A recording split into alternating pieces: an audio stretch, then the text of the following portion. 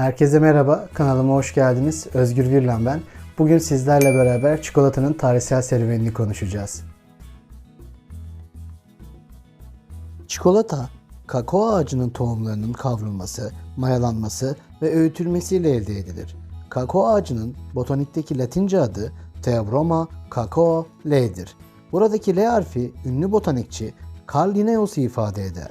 Linnaeus'un çikolata sevdiğinin kanıtı bu bitkiye aile adı olarak tanrıların yiyeceği anlamına gelen Theobroma adını vermesidir. Kakao adının Meksika'da konuşulan dil ailelerindeki gelişiminin araştırılması sonucunda pek çok dil bilimci Mixocoe dil ailesinden kakao sözcüğünden kakaonun geldiği görüşündedir. Meksika kökenli kakao bitkisinin meyvesi olan kakaodan elde edilen çikolata Avrupa'da 16. yüzyıldan beri bilinmektedir. Avrupa'da bilinmezden evvel Amerika kıtasına has bir bitki olan kakao, kıtadaki kültürü de şekillendirmiştir. Mesela Mayalar ölülerini öte dünyada kullanabilecekleri eşyalarla gömerlerdi. Bu eşyalar arasında küçük küpler, çikolatalar koymak için de kaseler mezarlara konulmuştur. Ayrıca bu kaselerin üzerlerindeki yazılarda geçen kakao sözcüğünün tanımlanması Maya alfabesinin de çözülmesini sağlamıştır. 8. yüzyılda yapılmış resimli bir vazoda yüksekteki silindir biçimli küçük bir küpten çikolatanın bir kaseye boşaltılması resmedilerek Mayaların çikolatayı nasıl köpürttükleri gösterilir. Zira Mayalar için çikolatanın en güzel kısmı çikolatanın köpüğüdür. Mayalar ve Aztekler için çikolata son derece büyük bir öneme sahip törensel bir maddedir. Çikolata, soylular ve tüccarların zenginliklerini sergilemek için sofralarda başvurdukları yegane bir maddedir. Bundan başka çikolata tanrılara ikram edilir, yeni doğan çocuklara çikolatayla vaftize benzer bir işlem uygulanır ve şöyle ki yeni doğan çocukların bir törenle alınları, yüzleri ve ayak baş parmakları çikolatayla mesedilirdi. Mayalar çikolataya çeşni katmak için şili biberi ve vanilya koymuşlardır. Çikolatayı soğuk içmeyi seven Aztekler ise içine bazen bal koyarak onu tatlı hale getirmişlerdir.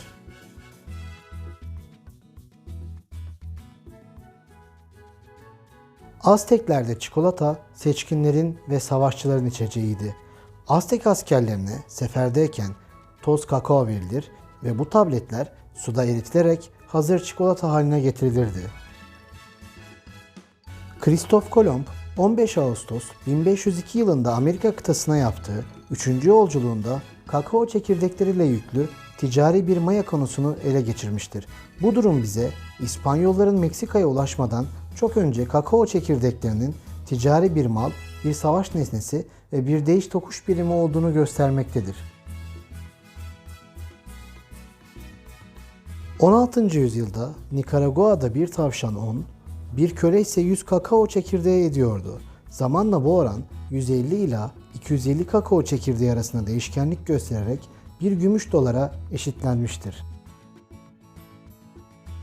Avrupa'ya ilk kez çikolata 1544 yılında bir grup Maya'nın İspanya Kralı 2. Felipe'yi ziyaretiyle gelmiştir. Bu ziyarette çikolatadan başka çili biberi, tahta sakız ve mısır da getirilmiştir.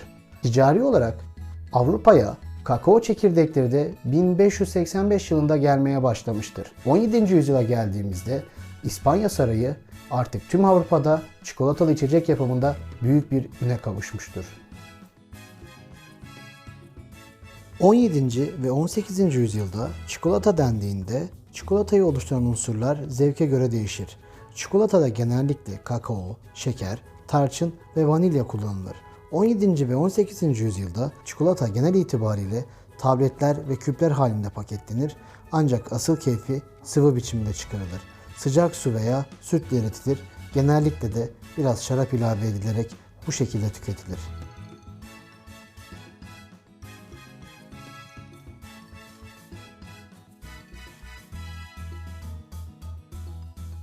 Aslında çikolata kahvenin karşıtıdır ve kafein içermez. Sadece biraz teobromin içerir. Bu madde kafeine göre çok daha hafiftir. Çikolatanın bu düzlemde merkezi sinir sistemi üzerinde bir etkisinin olmadığını söyleyebiliriz. Bu olumsuz özelliğiyle de çikolata kahve ve çaydan ayrılsa da yüksek beslenme değeriyle bu durumu dengeler. Çikolatanın sahip olduğu bu yüksek beslenme değeri sayesinde Katolik dünyasında son derece büyük bir öneme sahip olduğunu söyleyebiliriz. Sıvı orucu bozmadığı için çikolata oruç döneminde yedek besin görevini üstlenir. Bu doğrultuda iki Katolik ülke olan İspanya ve İtalya'da hayati önem taşıyan bir besin maddesi haline gelir. İspanyollar 16. yüzyılda çikolatayı Avrupa'ya taşıdıklarında Amerika kıtasındaki ticaret tekelinin bir sonucu olarak çikolata sadece İspanyollara özgü bir besin maddesi olarak biliniyordu. Bundan başka İspanya dışında çikolata sadece Hollanda ve İtalya'daki İspanyol yerleşimlerinde bilinmekteydi. 17. yüzyıldan önce dini oruç içeceği, daha sonra dünyevi bir moda içecek olarak özgür İspanyol kimliğine kavuşur çikolata. Madrid Sarayı'nda bir tür statü sembolü haline gelir. Böylece İspanyol saray hayatının vazgeçilmez bir maddesi olur. Bu noktada unutulmamalıdır ki 17. yüzyılda Avrupa'nın en güçlü ve gözde sarayı Versailles'dan da önce İspanya Sarayı'dır. Aristokrat toplum çikolatayı kahvaltıda içmeyi tercih etmiştir. Çikolatayı yatak odasında, mümkünse de yatakta içmeyi tercih ederler. Burjuvanın kahvaltı içeceği olan kahve ile çikolatanın pek bir ortak yanı yoktur.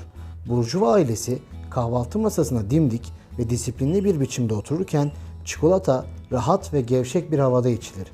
Kahve insanları bir anda kendine getirerek iş gününe hazırlarken çikolata yatma ile oturma arası bir ara pozisyonu temsil eder. Bir tablo olarak hayal ettiğimizde çalışmayan bir sınıfın günü hiçbir şey yapmayarak geçirmek üzere uykudan uyanması olarak çikolatanın resmedilebileceğini düşünebiliriz. 17. ve 18. yüzyılda Fransız devriminden önce eski rejimin statü belirleyen içeceği çikolatadır. Zamanla gelişip güçlenen Burjuva girişiminin ve ruhunun uyarıcısı ise kahve olmuştur. Bu durum bize iki farklı psikolojiyi gösterdiği gibi iki farklı üretim biçimini de göstermektedir. Mesela bu düzlemde Goethe çikolatayı bir kült haline getirirken kahveden nefret eder. Yalnızca edebiyat ve edebiyat dünyası için yaşayan Balzac ise tarihe en büyük kahve tiryakisi olarak geçer. 1820 yılına geldiğimizde Hollandalı Van Houten, kakao çekirdeğindeki yağın büyük bir kısmını alır ve böylece kakaodaki besin miktarı azalarak hazmı kolaylaşır. Toz haline gelen çikolata, katı ve sıvı haldeki İspanyol çikolata geleneğine son verir. 19. yüzyıldan itibaren çikolata ve kakaonun yolları ayrılır. Kakao artık Kuzey ve Orta Avrupa'da sevilen bir içecek haline gelir. Aynı zamanda da tablet çikolata kendine özgü bir keyif verici olarak ortaya çıkar. Tarihin ironisine bakın ki İspanyol, Katolik çikolata geleneğine sahip çıkan iki ülke koyu protestandır. Kakao ve tablet çikolatanın ilk üreticisi Hollanda'dır ve hemen ardından sütlü çikolatayı icat eden İsviçre gelir.